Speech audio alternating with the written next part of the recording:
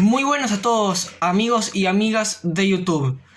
Como siempre espero que estén bárbaro, porque en este video, volviendo con los libros, quiero hablar acerca de uno que es medio conspiración, medio ciencia ficción, que es nada más ni nada menos que el proyecto Montauk de Preston Nichols y Peter Moon, Experimentos en el Tiempo, y trata acerca de una historia que es como media verdad, media ficticia.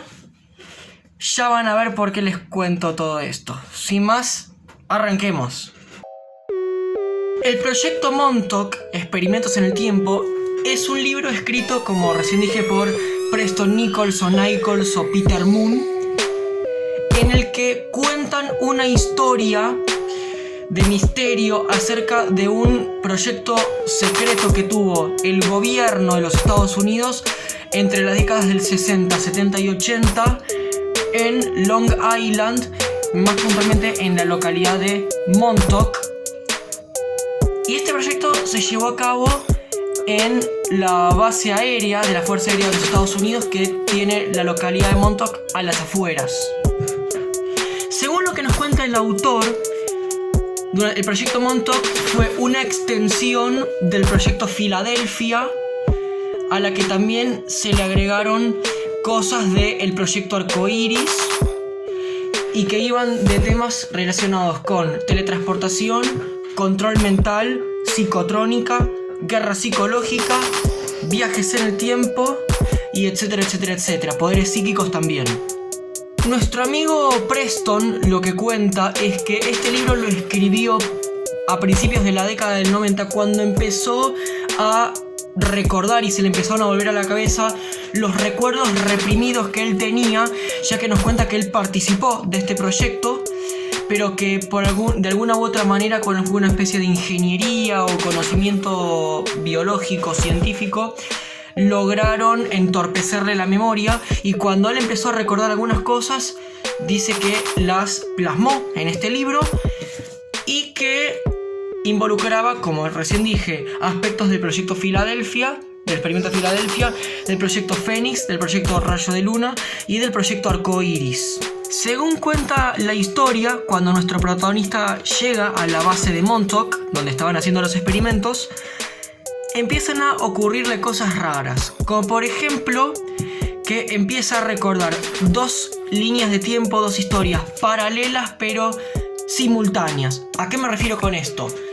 Una historia paralela y simultánea sería que yo de la nada me acuerdo que el día de ayer estuve en la plaza con mi familia, pero que al mismo tiempo y el mismo día, a la misma hora, estuve en la cancha con amigos, y que no soy capaz de distinguir cuál de las dos líneas o cuál de los dos pasados fue el que realmente aconteció. Lo que lo llevó a pensar que de alguna u otra manera, con algún tipo de artilugio, ingeniería o tecnología medio rara, estaban logrando distorsionarle la memoria y alterarle los recuerdos. Hablando de control mental, es interesante destacar que, según el relato, los campos magnéticos y las radiosondas podían ser utilizados como arma de guerra psicológica, porque supuestamente podían tener efectos extraños en el cerebro humano. Allí en Montauk, Preston conoce a un psíquico que se hacía llamar Duncan Cameron. Cameron le empieza a hablar de cómo funcionan las facultades mentales y las habilidades psi-kappa. Para los que no entendidos, las habilidades psi-kappa involucran todo lo que sea la acción de la mente sobre la materia, como por ejemplo la telequinesis, la fragoquinesis, la umbraquinesis, la piroquinesis, la hidroquinesis, es decir, todo lo involucrado con el kinetismo. También hablan de algo que llaman las frecuencias ventana. Querían ver cómo podían entrenar y cambiar las ondas cerebrales. Esto fue hecho cambiando las tasas de repetición del pulso y la amplitud en correspondencia a las diversas funciones biológicas. De esta manera, los pensamientos de una persona podían ser controlados.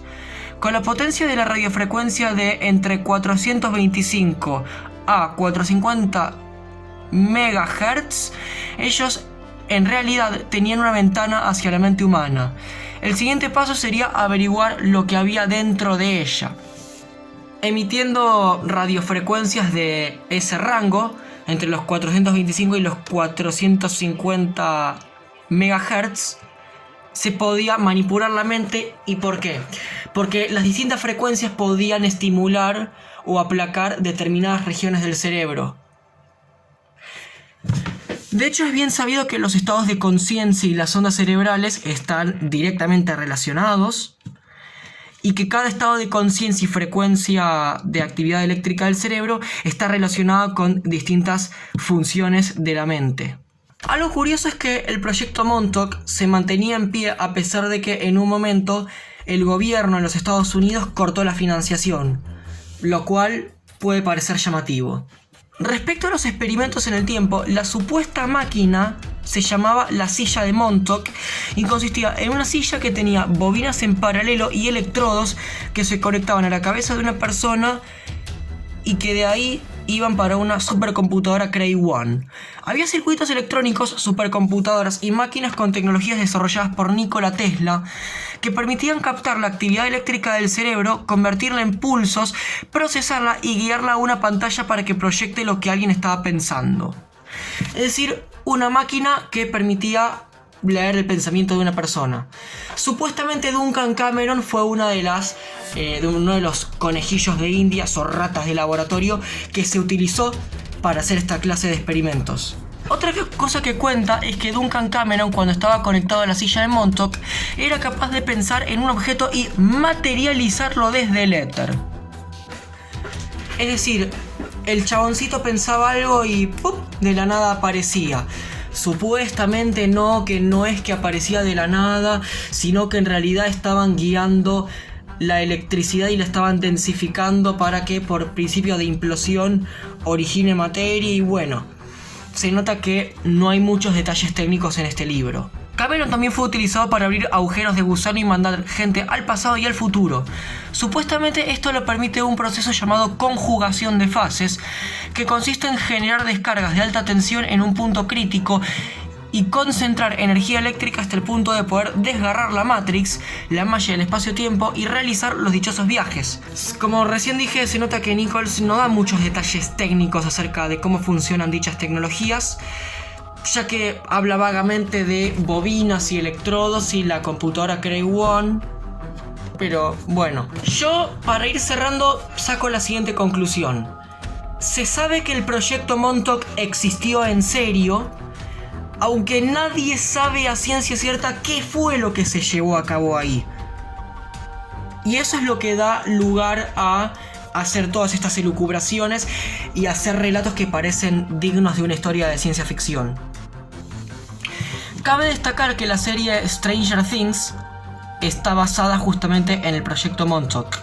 Una posibilidad es que Nichols realmente haya participado de este proyecto, que realmente se hayan desarrollado tecnologías o que se haya estudiado las facultades de la mente, porque de hecho estudios científicos acerca de las facultades de la mente se hicieron tanto en Estados Unidos como en Rusia. También se hicieron muchísimos avances en ese aspecto.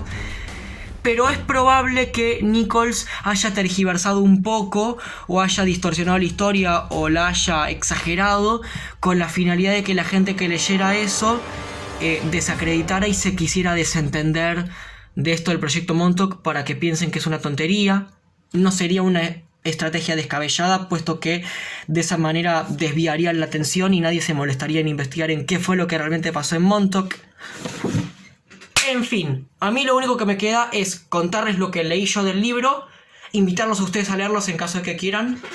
Y bueno, por mi parte esto fue todo. Si te gustó y le querés dar like, muchísimas gracias, porque me ayudarías muchísimo. Como siempre te voy a pedir que estés atento a la actividad del canal, porque voy a seguir subiendo videos. Como siempre, hasta la próxima. Chau chau.